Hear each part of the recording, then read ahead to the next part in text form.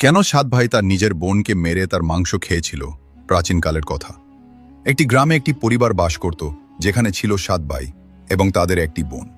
তাদের মা বাবা খুব অল্প বয়সে মারা যান, তাই ভাই বোনেরা নিজেদের কাজ নিজেরাই শিখে নেয়। সাত ভাই তাদের বোনকে খুব ভালোবাসত। বোনও তার প্রিয় ভাইদের জন্য সবসময় যত্ন নিত। এভাবেই দিন কাটছিল। একদিন সাত ভাই শিকারে গিয়েছিল। সন্ধ্যা হয়ে আসছিল। বাড়িতে বোন তাদের জন্য খাবার তৈরি করছিল। শাক কাটতে গিয়ে হঠাৎ ছুরির ধারে তার আঙুল কেটে যায়। রক্ত ঝরতে থাকে। প্রথমে সে ভয় পেয়ে যায়, কিন্তু নিজেকে সামলে নেয়। সে ভাবল ভাইয়েরা জানলে চিন্তায় পড়ে যাবে, তাই সে ঠিক করল এই কথা কাউকে বলবে না। রক্ত মুছতে গিয়ে সে তার ওড়নায় রক্ত লাগিয়ে ফেলে, কিন্তু ভাবল ভাইয়েরা যদি লক্ষ্য করে তাহলে বুঝে ফেলবে। অনেক ভেবেচিন্তে সে তার রক্ত মুছে ফেলল সেই শাক দিয়ে, যা দিয়ে সে রান্না করছিল। সন্ধ্যায় যখন ভাইয়েরা বাড়ি ফিরল, বোন সবার জন্য খাবার পরিবেশন করল। সেদিনের শাকের স্বাদ এতটাই অপূর্ব ছিল যে সাত ভাইয়েরা আঙুল চেটে খেতে লাগলো। তারা বলল, বোন, আজকের শাক তো অসাধারণ, এমন স্বাদ আগে কখনো পাইনি। বোন তাদের প্রশংসা শুনে মুচকি হাসল। সে ভাবল ভাইয়েরা খুশি, এটাই যথেষ্ট। কিন্তু গল্প এখানেই শেষ হলো না। পরদিন সকালে যখন তারা আলোচনা করতে লাগলো যে বোন শাকে কি মিশিয়েছিল যে এত স্বাদ হয়েছিল, তারা ঠিক করল সন্ধ্যায় বোনের কাছে এর রহস্য জানতে চাইবে। সন্ধ্যায় তারা তাড়াতাড়ি বাড়ি ফিরল। বোন তখন রান্না করছিল। বড় ভাই এগিয়ে গিয়ে বলল, বোন, তুমি কাল শাকে কি মিশিয়েছিলে? এত অসাধারণ স্বাদ কিভাবে হলো? বোন প্রথমে কথা গোড়ানোর চেষ্টা করল, কিন্তু বড় ভাইয়ের বারবার জিজ্ঞাসায় সে সত্যিটা বলে ফেলল। তার আঙুল কেটে গিয়েছিল আর সেই রক্ত শাকে মিশে গিয়েছিল। এই কথা শুনে ছ ভাইয়ের চোখের ভাব পাল্টে গেল। সন্ধ্যায় যখন সাত ভাই একসঙ্গে বসেছিল, বড় ভাই বাকিদের বলল, ভাবো, বোনের রক্তে কয়েক ফোঁটা এত স্বাদের হলে তার মাংস কতটা স্বাদের হবে। বাকি ভাইয়েরাও এই নিষ্ঠুর চিন্তায় সায় দিয়ে বলল, হ্যাঁ, নিশ্চয়ই বোনের মাংস খুব স্বাদের হবে। ছয় ভাইয়ের মনে বোনের মাংস খাওয়ার লোভ জাগল। কিন্তু সবচেয়ে ছোট ভাই এই কথা শুনে ব্যাকুল হয়ে পড়ল। সে ভাবল, কিভাবে কেউ নিজের আপনজনের সঙ্গে এমন ভয়ঙ্কর কাজের কথা ভাবতে পারে। তখন বড় ভাই বলল, কাল আমরা বোনকে বিয়ের প্রলোভন দেখিয়ে জঙ্গলে নিয়ে যাব, তীর মেরে তাকে মেরে ফেলব, তারপর তার মাংস খাবো। সবাই এই কথায় সায় দিল, কিন্তু ছোট ভাই মনে মনে খুব অস্থির হয়ে পড়ল। সে তার প্রিয় বোনকে বাঁচাতে চাইল, কিন্তু ছ ভাইয়ের বিরুদ্ধে প্রকাশ্যে কিছু বলার সাহস তার ছিল না। পরদিন সকালে বড় ভাই বোনকে মিষ্টি করে ডেকে বলল, প্রিয় বোন, তুমি এখন বিয়ের বয়সে পৌঁছেছে। আমরা তোমার জন্য একটি সুন্দর ও যোগ্য পাত্র খুঁজে পেয়েছি। আজ আমরা তোমাকে তার বাড়ি দেখাতে নিয়ে যাব, তৈরি হয়ে নাও। বোন এই কথায় খুব খুশি হলো। সে নিজের সংসার গড়ার স্বপ্ন দেখছিল। উৎসাহে সে তৈরি হয়ে ভাইদের সঙ্গে বেরিয়ে পড়ল। পথে বোন খুশিতে ভরপুর ছিল, কিন্তু অনেকটা পথ হাঁটার পর সে ক্লান্ত হয়ে পড়ল। সে বড় ভাইকে জিজ্ঞেস করল, ভাইয়া, শ্বশুর বাড়ি এখনো কত দূর? বড় ভাই হেসে সামনের দিকে ইঙ্গিত করে বলল, দেখ, ওই তো তোমার শ্বশুর বাড়ি, ওখানে তুমি রানীর মতো রাজ করবে। বোন এই কথায় আরো উৎসাহিত হলো এবং এগিয়ে চলল। কিন্তু কিছু দূর যেতেই ভাইয়েরা তাকে ধরে ফেলল এবং একটি গাছে বেঁধে দিল। বোন ভয়ে জিজ্ঞেস করলো, ভাইয়া, এটা কি করছো? কিন্তু ভাইদের মুখে তখন আর কোনো দয়া বা ভালোবাসা ছিল না। বড় ভাই আদেশ দিল, একে শক্ত করে বাঁধো। বোন তখন ভাইদের হত্যাকারীর রূপে দেখে হতভম্ব হয়ে গেল।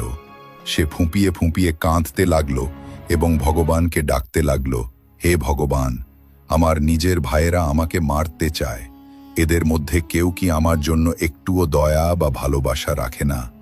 তার কথা শুনে ছোট ভাইয়ের চোখে জল এলো, কিন্তু ছ ভাইয়ের বিরুদ্ধে যাওয়ার সাহস তার ছিল না। বোনকে বেঁধে বড় ভাই সবাইকে একে একে একে তীর মারার আদেশ দিল। বড় ভাই যখন তীর ছুঁড়তে উদ্যত হলো, বোন করুণ সুরে গান গাইতে শুরু করল, মারো মারো ভায়া, বুকে লক্ষ্য করে, তোমার তীর জঙ্গলে চলে যাবে ভায়া। বড় ভাই কঠোরভাবে তীর ছুঁড়ল, কিন্তু নিশানা ভুল হলো।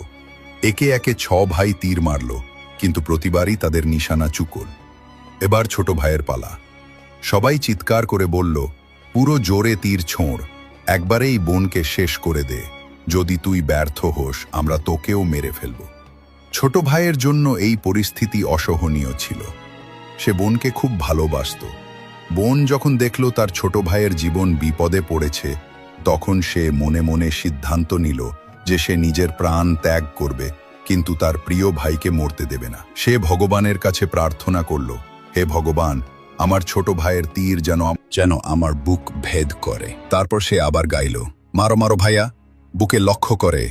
তোমার তীর আমার বুক ভেদ করুক ভাইয়া। ওর ছোট ভাইয়ের চোখ দিয়ে অশ্রু ঝরছিল। কাঁপা হাতে সে তীর ছুঁড়ল। তীর বোনের বুকে গভীরভাবে বিঁধল। বোন কিছুক্ষণ যন্ত্রণায় ছটফট করল।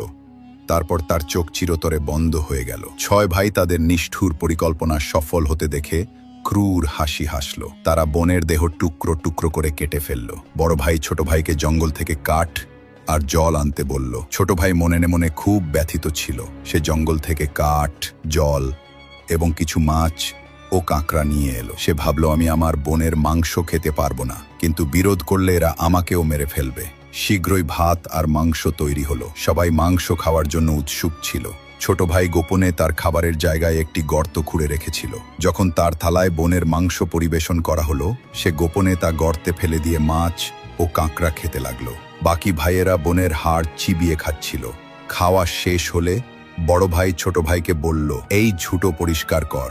ছোট ভাই বোনের হাড় ও অবশিষ্ট অংশ সংগ্রহ করে গোপনে সেই গর্তে ফেলে মাটি দিয়ে ঢেকে দিল। সময় গড়াতে লাগলো। সেই জায়গায় একটি বাঁশের চারা গজাল এবং ধীরে ধীরে সেখানে বাঁশের ঝাড় তৈরি হলো। একদিন এক সাধু সেখান দিয়ে যাচ্ছিলেন।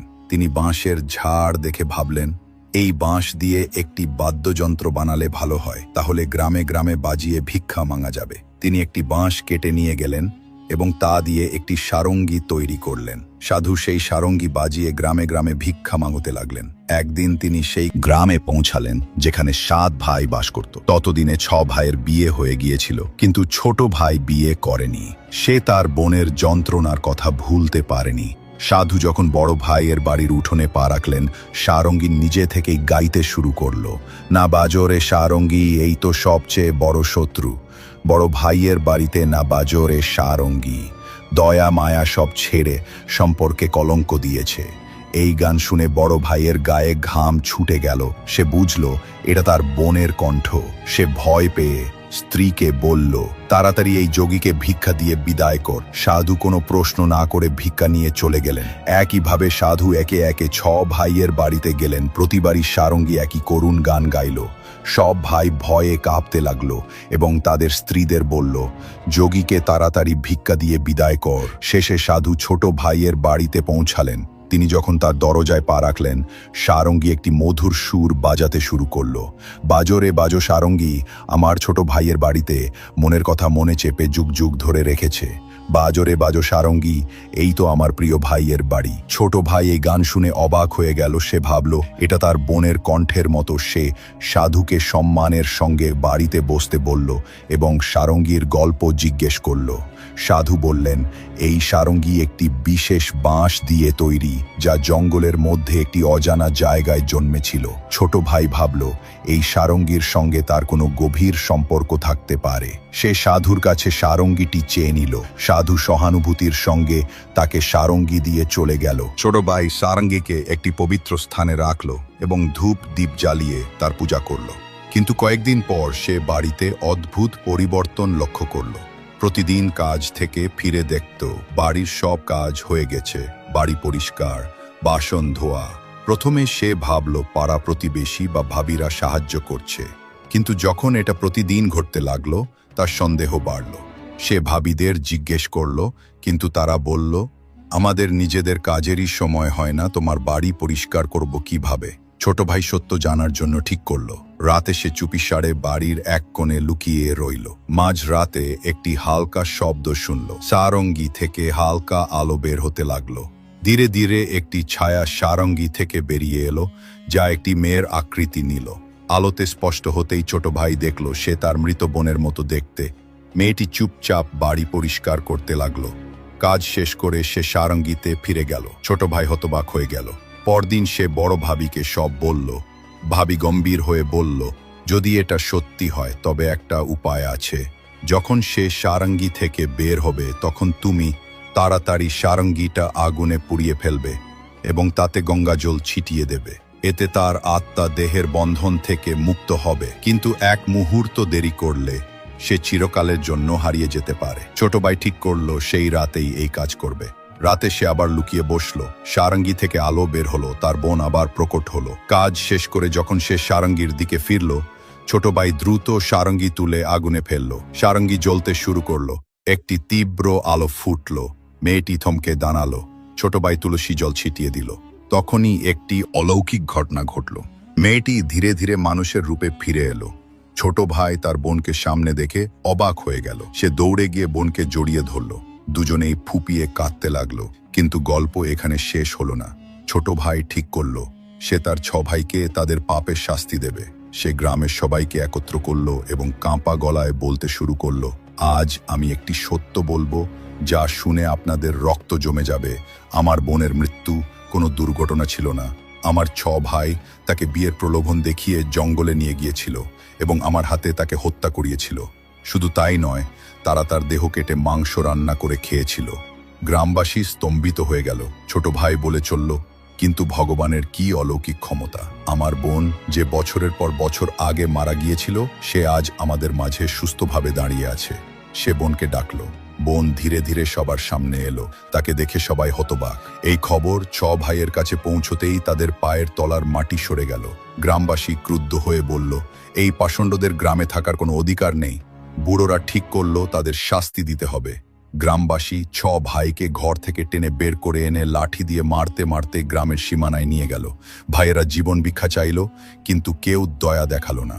এমনকি তাদের স্ত্রীরাও তাদের ত্যাগ করে মায়ের বাড়ি চলে গেল। তখন বোন আর থাকতে পারল না। সে গ্রামবাসীদের কাছে কেঁদে বলল, আমি জানি আমার ভাইয়েরা যা করেছে তা ক্ষমার অযোগ্য, কিন্তু এরা আমার নিজের ভাই। এদের অনুতাপ হয়েছে। দয়া করে এদের একটা সুযোগ দিন।